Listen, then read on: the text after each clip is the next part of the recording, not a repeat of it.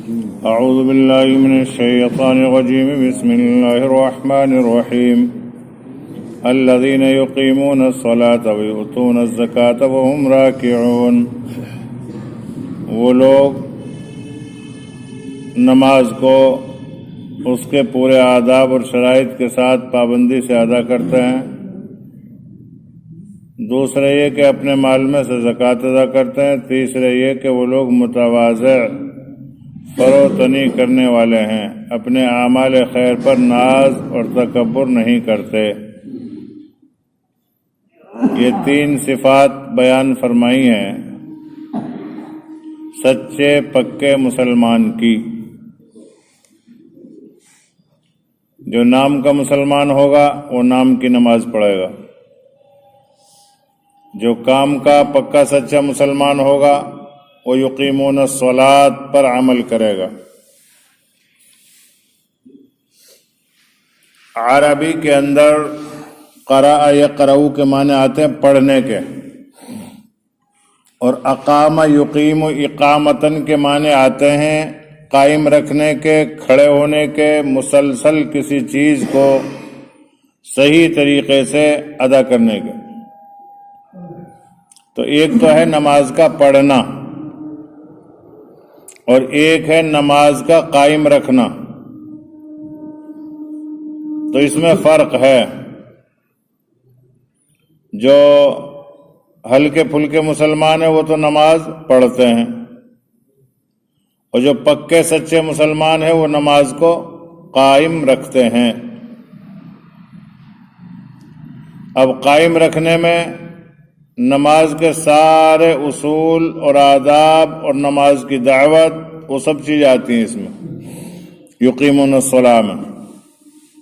کیونکہ نماز قائم جب رہے گی جب نمازی نماز کی دعوت اپنے نفس کو دے گا. نماز جب قائم رہے گی جب نماز کے اصول اور آداب سے اس کو پڑھا جائے گا. ایک آدمی نے دیوار چینی سوکھی اینٹوں سے، چن گئی دیوار، ہو جائے گی 14 انچی 9 انچی 18 انچی چن دو آپ. کوئی گارا کوئی مسالہ کوئی چیز مت لگاؤ، بہترین دیوار چنے گی. لیکن اس دیوار کو ایک دھکے سے آپ گرا بھی سکتے ہو. ایک آدمی نے دیوار چنی چاہے 9 انچی کا 4 انچی کیوں نہ ہو مسالے سے، اور مسالہ بھی لگایا ٹائٹ، اور پھر خوب ترائی کی اینٹوں کی خوب ترائی کی چننے کے بعد اب آپ اسے نہیں گرا سکتے حالانکہ وہ 4 انچی ہے. تو نماز کو بھی اس کے اصول اور آداب کے ساتھ اگر کوئی آدمی ادا کرے گا تو یوں سمجھو کہ یہ آدمی پکا سچا مسلمان ہے. ایسے ہی زکوٰۃ کا معاملہ ہے کہ زکوٰۃ کو اصول اور آداب کے ساتھ میں ادا کیا جائے. سال ہو جائے ایک ایک پیسے کا حساب لگا کر مستحقین تک خود دے کر آئے. یہ نہیں کوئی آ جائے گا تو ٹھیک ہے رکھیے ہم نے اٹھا کر رکھ دی ایک طرف. زکوٰۃ کا مسئلہ یہ ہے آپ نے زکوٰۃ نکال کر رکھ دی، جب تک مستحق کے ہاتھ میں نہیں پہنچے گی جب تک آپ کی زکوٰۃ ادا نہیں ہوگی. رکھنے سے نہیں ہوتی، نکال کے آپ نے زکوٰۃ مجھے دے دی کہ لو صاحب اسے کہیں مستحقین پہ خرچ کر دینا یا پہنچا دینا، مجھے وکیل بنا دیا. اب میں جب تک اسے خرچ نہیں کروں گا، جب تک مستحقین تک نہیں پہنچاؤں گا، جب تک آپ کی زکوٰۃ ادا نہیں ہوگی. یہ مسئلہ زکوٰۃ. ایسے ہی وہم راکعون، پکے سچے مسلمان کی ایک پہچان یہ بھی ہوگی کہ وہ عاجز اور منکسر ہوگا. اعمال خیریہ خوب کرے گا لیکن اس میں اس کا تواضع ٹپک رہا ہوگا، اکڑ نہیں، کبر نہیں، بڑائی نہیں، ناز نہیں. ہمارے یہاں ایک دادا لگے ہمارے ویسے محلے میں بک کر ان نے حج کا فارم بھر دیا. تو جب کوئی انہیں بلا رہے نگو دادا بک کر ارکوا، اور جب بغل آٹھے لیکن وہ تو پتنا مجھ حاجی کہہ کرو میں نے حج کو فارم بھر دیا. ہاں اب بھی بک کری کہہ رہے مجھ. تو ایسا نہیں ہو. کہ صاحب ہم نمازی ہیں تو ہم سے ایسے کیوں باتیں کی جا رہی ہیں، ہم حاجی ہیں تو ہم سے حاجی کہہ کے بات کرو۔ تو یہ اعمال خیریہ پر آدمی ناز، تکبر، کبر نہ کرے، بلکہ فخر کرے اور شکر کرے۔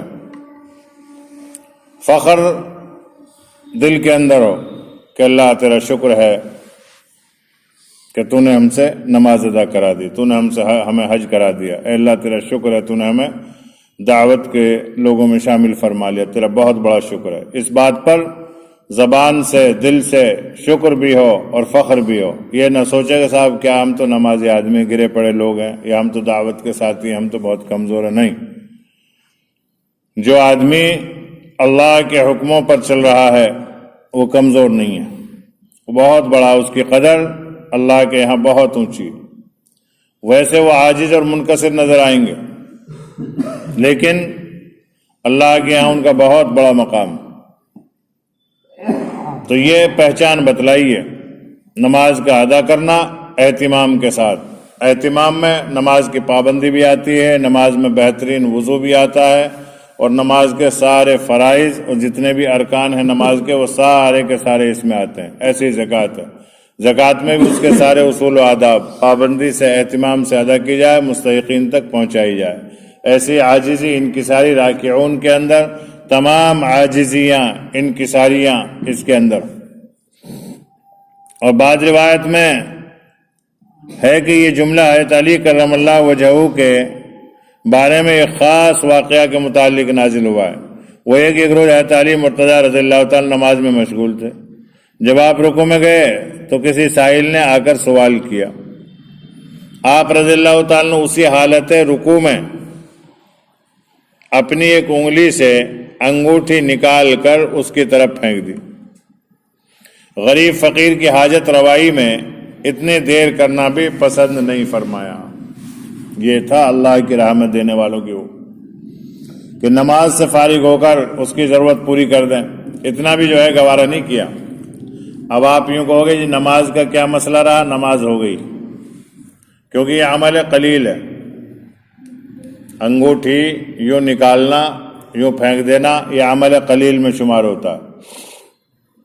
ایک مسئلہ تو اس میں یہ آتا ہے، ہم لوگ کیا کریں گے، انگوٹھی تو دیں گے نہیں، انگوٹھی کیا نگ بھی نہ دیں گے نماز میں تو، لیکن اس میں اعتراض ٹھوک دیں گے کہ لو جی اس میں نماز کیسے ہو گئی حضرت علی کی، اس کا مطلب نماز میں دھیان ہی نہیں تھا، نعوذ باللہ سائل کی طرف دھیان تھا۔ دھیان تو انسان کا تین طرف چلتا، تین طرف۔ اگر یقین نہ ہو تجربہ کرنا آپ، اب کہ جب آپ کبھی نماز پڑھیں گے نا، ظہر کی سنتیں یا ابھی اشراق پڑھیں گے، جب دیکھنا آپ جو کوئی رکوع یا آیت پڑھیں گے نا، رکوع آیت تو آپ زبان سے پڑھ رہے ہیں، چاہے آواز سے پڑھ رہے ہوں، اس آیت کی دوسری آیت فوراً آپ کے ذہن میں پڑھتے پڑھتے ہی آئے گی۔ تو ایک تو آپ پڑھ رہے ہیں یہ، اور دوسرے آپ کے ذہن میں آیت کا اگلا حصہ فوراً آ رہا ہے، یہ دو، یعنی دو طرف چلا آپ کا دل اور دماغ۔ اور تیسرے آپ کچھ نماز میں سوچ رہے ہوں، سوچ آتی ہے نماز میں، ایسا نہیں ہے، بہت کم اللہ والے ہیں ایسے جن کو نمازوں میں سوچ نہ آتی ہو۔ اگر یہاں حضرت علی رضی اللہ تعالیٰ کو سوچ نہ آتی تو انگوٹھی کو کیوں سوچتے؟ سوچ نہ آتی تو سائل کی طرف ذہن ہی کیوں جاتا؟ تو آپ تجربہ کر لینا، دماغ انسان کا ایک ہے، دل ایک ہے، لیکن اس کی توجہات سورج کی کرنوں کی طرح چلتی ہیں، دل کی بھی دماغ کی بھی۔ اور اگر کہیں کہ دل دماغ معوفی ہو چکا ہو تو اس کا تو الگ معاملہ ہے، لیکن عموماً آپ تجربہ کر لینا، آپ دیکھ لینا، نفلی نماز فرضوں مت کرنا، تجربہ نفلوں میں دیکھ لینا اشراق میں، کہ جو آیت آپ پڑھ رہے ہیں وہ آیت تو چل رہی ہے آپ کی، لیکن اس سے اگلی آیت بھی آپ کے ذہن میں آ رہی ہے، اور الفاظوں پہ بھی آ رہی ہے، حلق حلق میں، زبان پہ تو نہیں آئے گی، حلق حلق میں آئے گی، اندر اندر جہاں کوا ہوتا وہاں تک اسے آپ پڑھ رہے ہوتے ہیں، وہ فوراً آ جاتی ہے وہ۔ اور اس کے علاوہ بھی آپ کا ذہن اور کہیں گھومتا رہتا ہے، تو تین تین چیزیں ایک ساتھ آتی ہیں۔ اب نماز میں مسئلہ بھی یہ ہے، پرسوں ظہر کی نماز پڑھی میں نے پنانے میں، وہاں سریا فریا سے لے رہے، وہاں نماز ٹائم ہو گیا، وہ بھی نمازی تھا، حاجی جی میں چل نماز پڑھی، وہ نماز پڑھی۔ اب جب نماز پڑھی اتفاق سے اگلی صف میں وہ بالکل دیوار منہ لگا رکھا ہو یہ اوقات نظام کیا ٹائم ٹیبل کا نقشہ۔ اب میں نیت باندھ لی، اب نیت باندھ کے اس پہ فوراً گئی حافظ محمد سلمہ ہو، پھر دوبارہ پھر باندھی، کیونکہ مسئلہ یہ ہے اگر آگے کوئی چیز ہے آپ نے اس کو پڑھ لیا سرسری تو نماز ہو جائے گی، لیکن اسے پڑھ کے سمجھ بھی لیا تو نماز ٹوٹ جائے گی۔ ایسے اوقات نماز اس کا گھنٹہ پہ نگاہ چلی گئی، اگر ایک نگاہ گئی ویسے ہی آپ سمجھ بھی لیا ٹائم کو، ہو گئی نماز۔ لیکن اگر آپ نے اس کو کہا اچھا 6:04 5 4 سیکنڈ ایسے سوچ لیا، اب نماز ختم۔ تو یہ مسئلہ اب اس میں 3 بار باندھی میں نیت، اور جب سلمہ چلے جا، کبھی بن کی کہاں سے چھپا وہاں چلی جائے، وہ بالکل سامنے 4 فٹ دوری پہ، اور ایسا آ رہا بالکل جیسے میں اسے پڑھنے کے لیے کھڑا ہوں۔ تو بعض وقت ایسے حالات ہوتے ہیں کہ نماز بھی چل رہی ہے اور سامنے کوئی چیز بھی آ رہی ہے، نماز بھی چل رہی ہے، سامنے سے کوئی گزرا، پھر کوئی پوچھے کہ وہ آئے وہاں ابھی تو نکلا یہاں سے، وہ میں تو خیر نماز پڑھ رہا تھا لیکن ابھی نکلا یہاں سے، تو ایسے سمجھ میں آ جاتا ہے۔ خالی سمجھ میں آنے سے نماز نہیں ٹوٹتی، لیکن ادھر متوجہ ہونے میں، اس کو سمجھنے میں، غور کرنے میں تب نماز ساقط ہو جاتی ہے۔ ایسے ہی کسی کو چھینک آئی، آج چھینک، اور چھینک کے ساتھ میں آ لگ گئی، تو یا اف یا الحمدللہ یا سبحان اللہ نماز کے علاوہ سے کوئی چیز پر کہنے سے نماز ٹوٹ جاتی ہے، یہ مفسدات نماز میں سے ہے۔ تو حضرت علی رضی اللہ تعالیٰ رکوع میں، اور سائل نے آگے سوال کر دیا۔ اب ظاہر سی بات ہے حضرت علی نے اتنا تو سوچا ہی ہوگا کہ دوں کیا اسے، تھوڑا سا تو سوچا ہی ہوگا۔ اب رکوع میں ہے تو انگوٹھی ہے تو انگوٹھی نکالی اور پھینک کے اس کو دے دی۔ تو ایک تو یہ ہے کہ اتنے عمل قلیل اس کو کہتے ہیں کہ 3 مرتبہ سبحان اللہ کہنے کی مقدار سے کم اگر کوئی عمل کیا ہے نماز میں تو اس کی نماز نہیں ٹوٹتی، اس کو عمل قلیل کہتے ہیں، چھوٹا کام۔ اور ایک ہوتا ہے عمل کثیر، 3 مرتبہ سبحان اللہ کی مقدار کوئی کام ہم نے کیا، مثلا ٹوپی گر گئی، مسجد کی ٹوپی عام طور سے گریں، اب ہم نے وہ اٹھائی، اگر اتنی دیر میں اٹھائی ہم نے وقت 3 مرتبہ سبحان اللہ کی مقدار کہنے میں دونوں ہاتھ ہمارے اس میں لگے رہے تو نماز ساقط ہو گئی۔ ایسے ہی پیروں کا زمین سے ٹیکنا، ٹچ کر کے رکھنا، یہ فرائض میں سے، واجبات میں سے، اور انگلیوں کا قبلے کی طرف رکھنا دبا کے، یہ سنت میں سے۔ اگر ہمارے پیر 3 مرتبہ سبحان اللہ کی مقدار زمین سے ادھر اٹھ گئے تو ہمارا سجدہ مکمل نہیں ہوا، کیونکہ سجدے کی حالت میں پیروں کا، گھٹنوں کا، ہاتھ کا، ناک کا، پیشانی کا، ان کا ٹکنے کا نام ہی سجدہ ہے، تو سجدہ مکمل نہیں ہوگا۔ بہت سے لوگوں کو پیر ادھر اٹھے رہے ہیں، چاہے پکڑ کے لے جاؤ، اتنے اوپر اٹھے رہے ہیں، چاہے رسی باندھ لو ان کے نیچے سے نکال کے، تو اگر پیروں کے انگوٹھا بھی نہیں ٹکا رہا زمین پہ اور 3 مرتبہ سبحان اللہ کی مقدار زمین سے ادھر ہو گیا تو نماز ٹوٹ گئی۔ یہ ہے وہ یقیمون الصلاۃ کہ نماز کا اہتمام ایسے ہو۔ تو حضرت علی رضی اللہ تعالیٰ نے، اچھا ایک تو یہ کہ عمل قلیل میں انہوں نے دے دی ہوگی انگوٹھی، ایک تو یہ وجہ ہو سکتی ہے۔ دوسری وجہ یہ ہو سکتی ہے کہ نماز کے مسائل مکمل بعد میں ہوئے، پہلے تو ہلایا صحابہ کرام کو، آؤ نماز پڑھ لیا کرو، اب نماز پڑھنے لگے، پھر ان کو اصول آداب بتلائے گئے، پھر ہو سکتا ہے کہ یہ واقعہ اس وقت کا ہو جب نماز کی تکمیل کے پورے احکام نازل نہ ہوئے، اس وقت پہلے بہت سے صحابہ بات بھی کر لے کرے، کہہ رکعت ہوگی، رکو اتنی ہوگی، اچھا نماز میں وہ آیا آگے چپ کر کیک ہوگی، 3 ہوگی، بول لے کرے نماز میں، انہیں پتہ ہی نہیں تھا کہ نماز ٹوٹ جائے بولنے سے۔ تو جب اللہ کے رسول کو پتہ چلا، اللہ کے رسول نے منع فرما دیا کہ نہیں، نماز میں کوئی بات نہیں ہو سکتی۔ تو یہاں حضرت علی رضی اللہ تعالیٰ نے اتنا بھی گوارا نہیں کیا کہ میں نماز پڑھوں، نماز سلام پھیرنے کے بعد میں تب جا کے دوں۔ ہم جیسا کوئی ہوتا تو نماز پڑھ کے اس کو تو بعد میں دیتا، اس میں 2-4 مار دیتا کہ تو یہ نہ دکھ رہا میں نماز پڑھ رہا ہوں، رکوع کی حالت میں ہی مانگ رہا ہے۔ لیکن یہ مسابقت فی الخیرات اللہ کے نزدیک پسند آئی۔ بعض یوں فرماتے ہیں کہ اس آیت شریفہ کا وہم راکعون کا جو جملہ ہے یہ نازل ہی حضرت علی رضی اللہ تعالیٰ عنہ کے اس عمل پر ہوا ہے، اور اس جملے کے ذریعے ان کی قدر افزائی فرمائی گئی ہے۔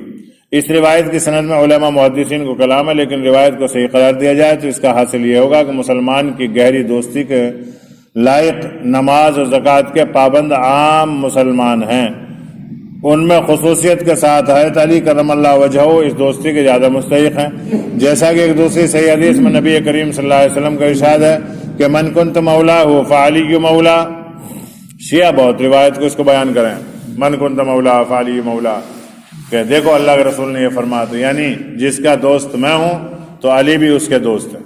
بے شک علی کیا رضی اللہ تعالیٰ عنہ، آل رسول کا تو اگر کتا پاک ہونے، کتا بھی قابل دوستی ہے آل رسول، یعنی اللہ کے رسول صلی اللہ علیہ وسلم کے خاندان کا تو چاہے آج بھی اگر کوئی یوں کہے نا میں سید ہوں، بے شک وہ جھوٹ بول رہا ہو، ہمیں پتہ نہیں اس کے جھوٹ سچ کا، تو اس سے بھی محبت کرنی چاہیے۔ آل رسول سے محبت کا تقاضا تو یہ ہے۔ ایک واقعہ لکھا نا کہ ایک آدمی بھیک مانگ رہا، اور بھیک مانگتے مانگتے وہ یوں کہہ رہا بھائی میں آل رسول دے دو، کچھ دے دو، تو ایک آدمی نے اسے جھڑک دیا، بھگا دیا، چل بھاگ، سید بھی کہیں مانگتے ہوں گے، آل رسول مانگتے ہیں کہیں، بھگا دیا۔ رات میں خواب میں نبی کریم صلی اللہ علیہ وسلم کی زیارت ہوئی، اور حضور اکرم صلی اللہ علیہ وسلم نے اس آدمی کو اتنا ڈانٹا کہ تجھے شرم نہیں آئی؟ وہ خود اپنی زبان سے کہہ رہا تھا کہ میں آل رسول ہوں، سید ہوں، اجنو کو وہ جھوٹ بول رہا تھا، تجھے کیا پتا وہ جھوٹ بول رہا، جھوٹ ہی صحیح، وہ تو اپنی زبان سے کہہ رہا تھا کہ میں آل رسول ہوں، تو اس کی زبان پر یہ اعتماد کر لیتا، اور تو نے میرے گھرانے کا آدمی کو ایسے ڈانٹا، ایسے بگایا۔ تو آل رسول کی اور قریش کی یوں قدر ضروری ہے، کیوں؟ اس لیے کہ ان کا تعلق نبی کریم صلی اللہ علیہ وسلم سے ہے۔ کوئی جھوٹا ہو سچا ہو وہ جانے، اس کا اللہ جانے، ہم نہیں اس کی تحقیق میں پڑھتے۔ ہاں اگر تحقیق ہو پوری یقینی طور پہ، اور یقینی طور پہ تحقیق ہو ہی نہیں سکتی، کوئی آدمی کہ صاحب میں سید ہوں، ہو گئے بھائی، اب کہنے لگا ارے فقیر ہے، سید وید کچھ نہ، نعوذ باللہ، تو ایسا بھی نہیں کہنا چاہیے۔ کیوں؟ اس لیے کہ اللہ کے رسول صلی اللہ علیہ وسلم سید تھے، اور جو اپنے آپ کو سید بتاوے چاہے جھوٹا ہی صحیح، اس کی تعظیم کرو، اور جو اپنے آپ کو قریش بتائے چاہے اس کا حسب نسب ہمیں معلوم نہیں ہے، ہمیں تو خود آدمی کو اپنا ہی پتہ نہیں ہوتا حسب نسب صحیح معنی میں، کہ اپنے حسب نسب کو آدم تک ملا سکے، کتنا ہی پڑھا لکھا آدمی کیوں نہ ہو، بہت کم لوگ ہوں گے ایسے جو اپنے حسب نسب کو آدم علیہ نبی علیہ الصلوۃ تسلیم تک ملا سکتے ہوں۔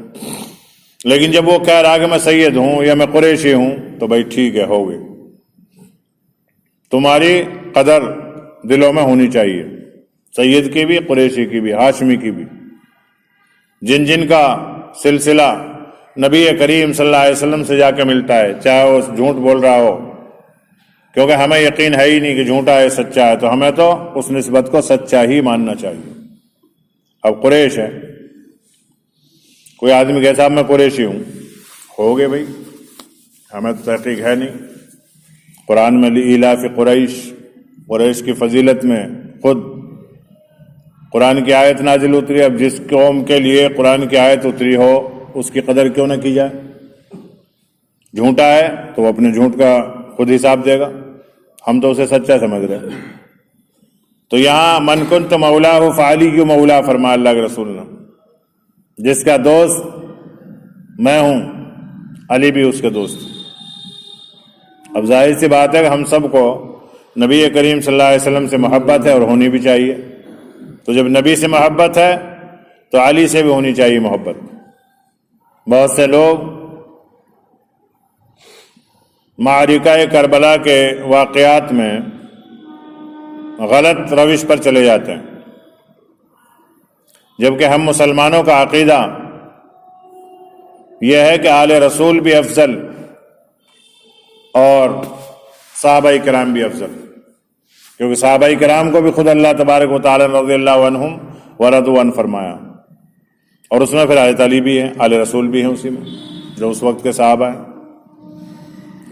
تو اس لیے کسی بھی آل رسول کی توہین کرنا یا آل رسول کو برا بھلا کہنا یہ ایمان کے منافی ہے، ایمان کی کمزوری کی علامت ہے، اور دل سے اگر اس کا عقیدہ ہے آل رسول کو برا ماننے کا تو پھر اس کا ایمان ہی نہیں ہے۔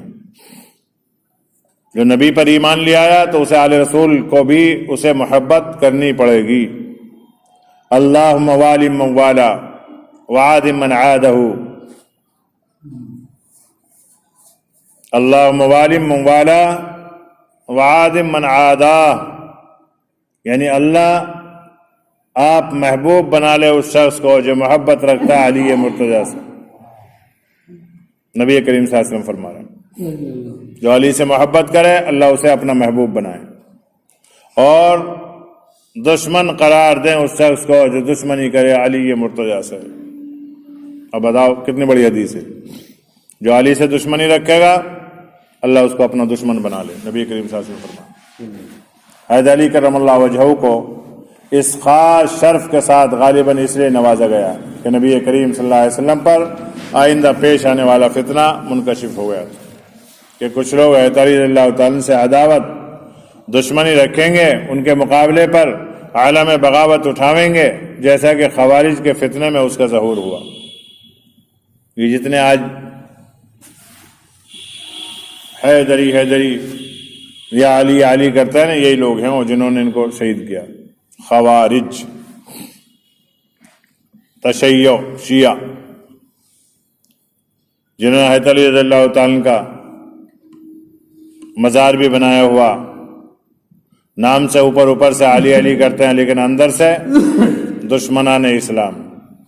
بہرحال آیت مذکورہ کا نزول خواہ اسی واقعہ کے متعلق ہوا ہو مگر الفاظ آیت کے عام ہیں، جو تمام صحابہ کرام سب مسلمانوں کو شامل ہیں۔ ازروع حکم کسی فرد کی خصوصیت نہیں، اسی لیے جب کسی نے حضرت امام باقر رضی اللہ تعالیٰ سے پوچھا کہ اس آیت میں الذین آمنوا سے کیا حضرت علی کرم اللہ وجہہ مراد ہیں، تو امام باقر نے تو آپ نے فرمایا کہ وہ بھی مومنین میں داخل ہونے کی حیثیت سے اس آیت کا مصداق۔ بعض جگہ ہمارے علماء اور ائمہ اور مفسرین بھی اہل تشیع کے بعض الفاظ میں بہہ گئے۔ حضرت حسن حضرت حسین کو بھی لوگوں نے امام لکھا، یہاں بھی حضرت باقر رضی اللہ تعالیٰ کو امام لکھا ہوا ہے، جبکہ امام کا خطاب شیعوں کا دیا ہوا ہے۔ شیعہ جو ہے 12 امام مانتے ہیں، حضرت علی رضی اللہ تعالیٰ کو، حضرت حسن، حضرت حسین، علی ابن علی اور محمد بن حنفیہ، امام باقر، امام کاظم، امام قاسم، ان کو 12 کو امام مانتے ہیں۔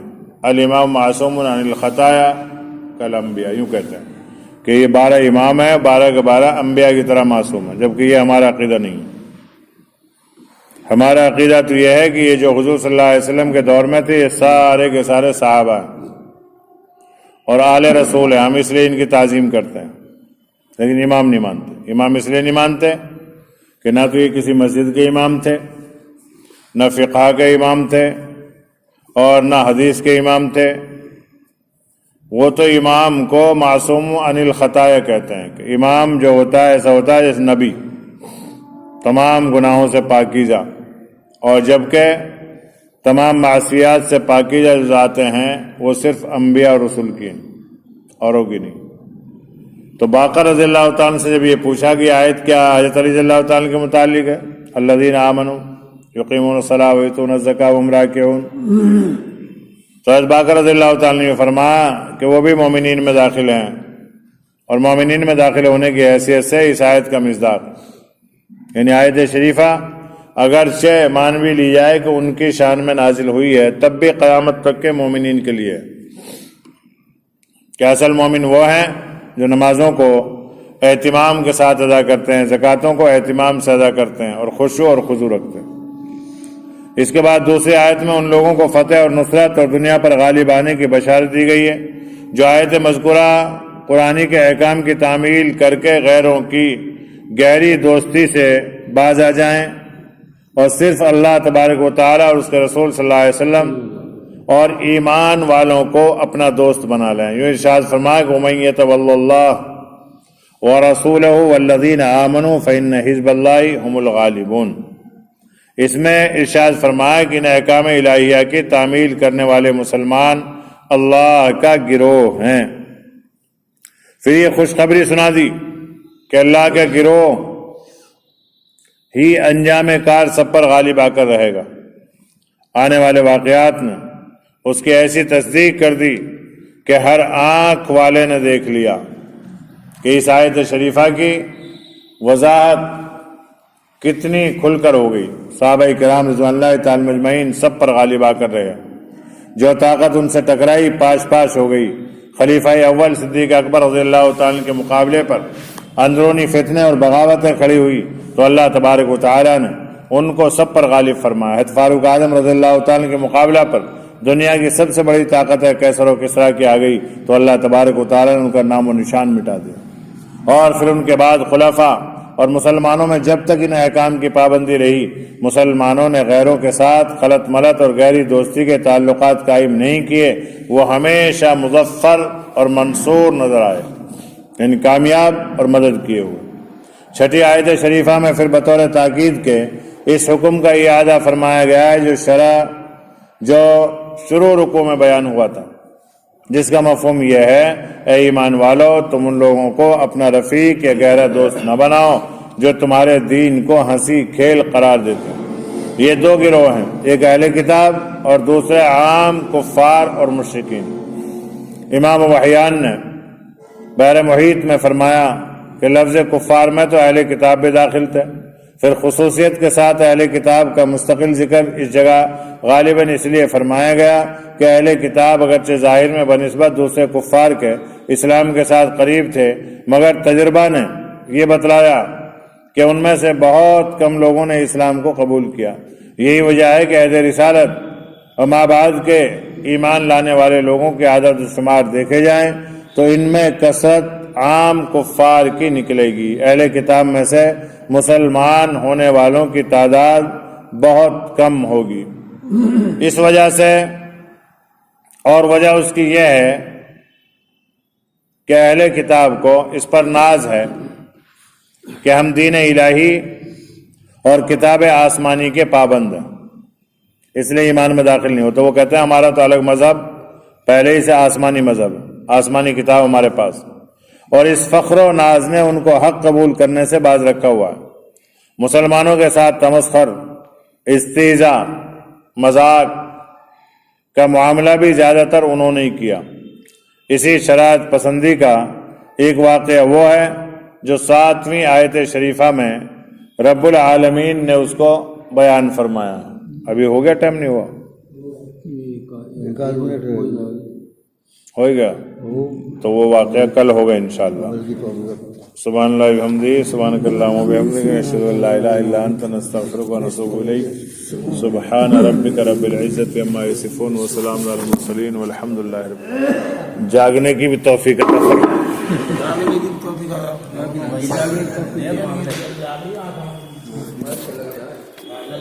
نہ ان کی تو آنکھ لگ جاؤ، ویسے یہ سو میں